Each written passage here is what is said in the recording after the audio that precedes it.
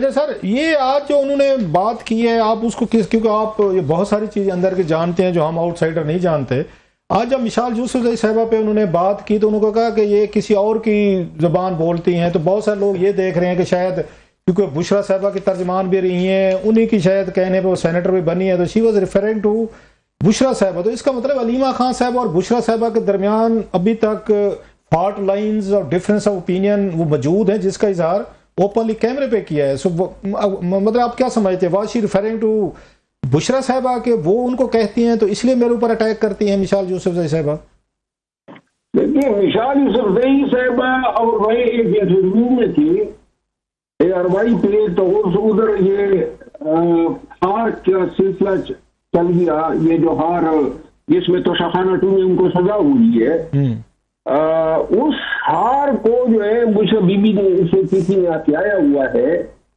اور جو گفتگو ہوئی وہ بڑی مانیفیسٹ تھی، شاید اسی پہ تلملائی ہوئی ہے. تو اس میں کیا گفتگو تھی؟ تھوڑی سی اگر ہمارے ویورز کے لیے شیئر کر لیں کہ جس پہ علیمہ خان صاحبہ کو غصہ آیا ہے اس مشال پہ. میرا خیال ہے بشرا بی بی کے کیم کا دعویٰ ہے کہ وہ ہار جو ہے وہ محترمہ کے ہاتھ لگ گیا تھا، علیمہ خان صاحبہ کے ہاتھ، اب یہ کہہ رہے ہیں اور وہ اسی وجہ سے غصے میں آئی ہیں. ہاں، اور یہ جو ہے نا مشال یوسفزئی نے یہی بات کی تصدیق کی تھی، اور یہی بات سب سے پہلے میرے پاس تو دیگر ذرائع سے بھی شیئر ہوئی تھی، لیکن اس کی تصدیق بشرا بی بی کے بھی آپ پہ مشال نے مجھے بھی کی تھی. لیکن یہ بتائیں، مطلب آپ تو سمجھتے ہیں ان تمام چیزوں کو سر، کہ جو تحفے تحائف ملتے ہیں وہ تو عمران خان صاحب کو ملے ہوں گے، بشرا صاحبہ کو ملے ہوں گے، انہی کا سٹاف، انہی کا ملٹری سیکریٹری، انہی کا آگے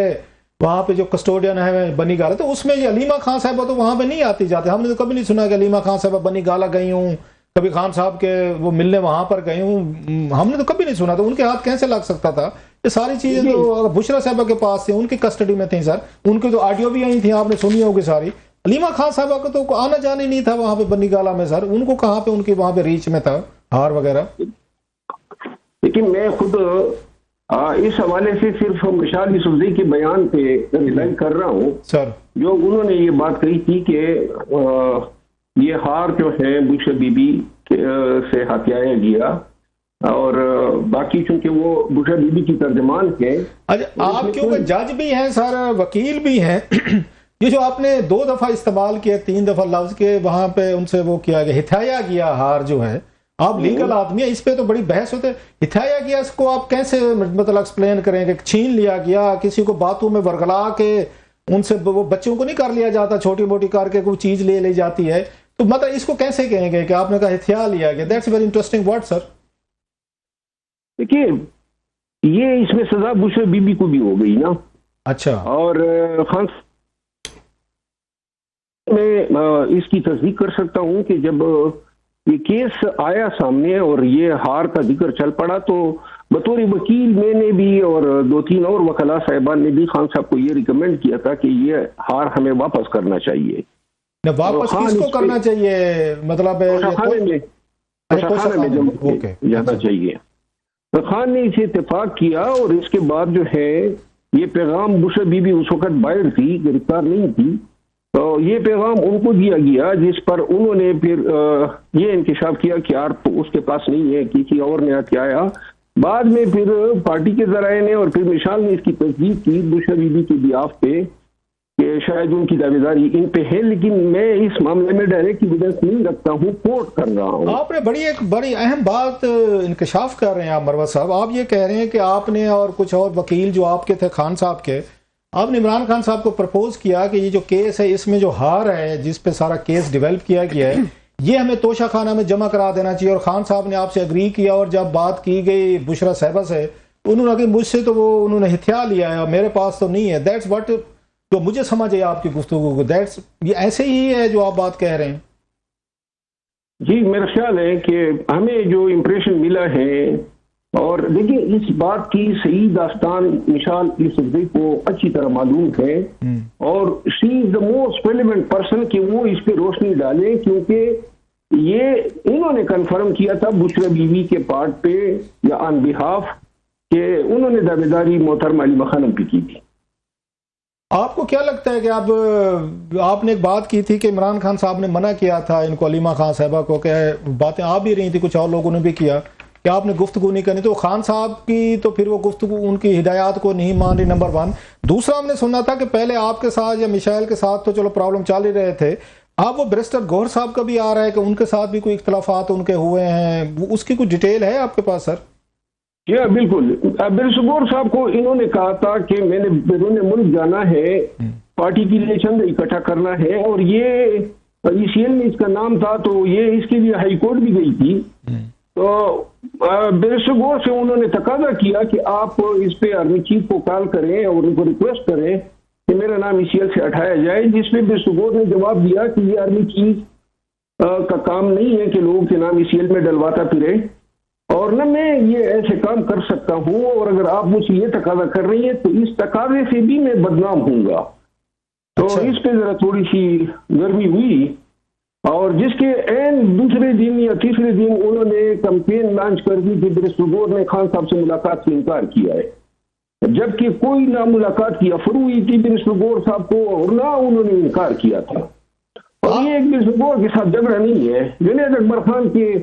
پبلک اکاؤنٹ کمیٹی کی چیئرمین شپ کے پیچھے پڑی تھی، اور آج کل میرے خیال ہے شیخ وقاص صاحب بھی جو ہے اس کے منصب کے پیچھے بھی پڑی ہے، عالیہ حمزہ کے پیچھے پڑی ہے، تو میرے پیچھے تو پڑی تھی اور کامیاب بھی ہو گئی۔ آپ کی جو مطلب ایکس پارٹی ہے اس میں تو لگتا ہے گڑدھال مچا ہوا ہے، ہمارے سرائکی میں کہتے ہیں گڑدھال مچ جانا، بڑا ایک لیول کی کنفیوژن پھیل جانا، جو لڑائی جھگڑے ڈانگ چھوٹے جو آپ نے 7-8 باتیں بتائی ہیں۔ دوسرا آپ کی بیرسٹر گوہر صاحب سے اس کی کنفرمیشن آپ نے کی تھی کہ یہ باتیں انہوں نے کی ہیں کہ میرا نام جو ہے وہ ECL سے آرمی چیف کو کہہ کر نکلوائیں، آپ کی انہوں نے کنفرم کیا آپ کو؟ میں بالکل حلف بالقرآن پہ یہ کہتا ہوں کہ انہوں نے بھی کنفرم کیا۔ اچھا سر، ابھی آپ نے کہا کہ انہوں نے پھر کمپین شروع کروائی ان کے خلاف، یہ بیرسٹر گوہر کے خلاف، کہ جناب کہ یہ ان کو ملنا جو آفر ہوئی اور نہیں ملنا چاہتے تھے، انہوں نے ایسی کوئی بات نہیں، کوئی آفر نہیں ہوئی تھی، وہ ٹھیک بات ہے آفر نہیں ہوگی، لیکن یہ تو ان کا ویڈیو کلپ موجود ہے، انہوں نے کہا جی اکیلے میں نہیں ملوں گا عمران خان صاحب سے، ان کی بہنیں ہوں گی یا ان کا کوئی وکیل ساتھ ہوگا، یہ تو ہم نے خود سنا ہے ان کا کلپ جو ہے، تو وہ اکیلے کیوں نہیں ملنا چاہتے خان صاحب سے؟ انہوں نے خود ریکارڈ پہ کہا کہ میں نہیں ملوں گا، میرے ساتھ کوئی ہونا چاہیے، کوئی کرائسس آف کانفیڈنس ہے، انہیں شک تھا کہ مل کر آؤں گا پھر میرے اوپر تبرے پڑے جائیں گے اور مجھے کوئی مطلب کوئی 100 الزامات کا سامنا کرنا پڑے گا۔ وہ بس افریڈ آف خان صاحب سے اکیلے ملنے میں کیا مسئلہ تھا سر؟ آفر تو چھوڑ دینا، وہ بات کی بات ہے سر۔ خان صاحب کے جو پیغامات ہوتے ہیں نا جی، وہ پیغامات ہو بہو باہر لوگوں کو یا متعلقہ لوگوں کو پہنچانا جو ہے یہ بڑا سنگین جرم ہوتا ہے۔ اچھا، اور جب تک ٹرم نہیں ہوتے، ٹویسٹ نہیں ہوتے، اپنی مطلب کی چیزیں اس میں ڈال نہیں لیتے ہیں، تب تک خان کا کوئی حکم نامہ جو ہے